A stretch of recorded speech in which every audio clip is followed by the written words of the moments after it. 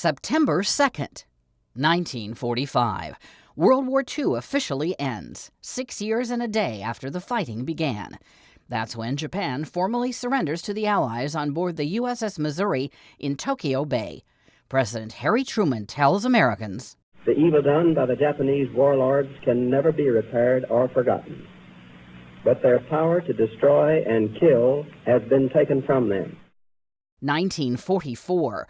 A year before the war ends, future President George H.W. Bush, then a U.S. Navy pilot, sees combat in the Pacific. Bush is forced to bail out of his plane, hit by Japanese anti-aircraft fire during a bombing run.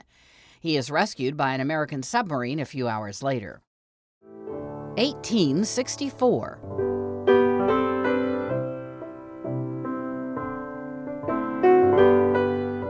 During the American Civil War, Union General William T. Sherman's forces occupy Atlanta ahead of a devastating march to Savannah, Georgia.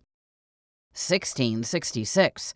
The Great Fire of London begins in a baker's shop in Pudding Lane near the Thames River. Its flames destroy thousands of homes in the medieval English city, but few lives.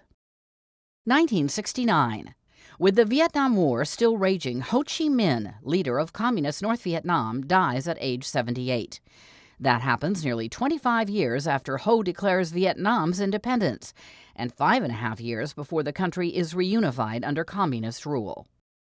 And 1985, a joint U.S.-French expedition discovers the wreckage of the Titanic, more than 70 years after the luxury liner sinks in the North Atlantic.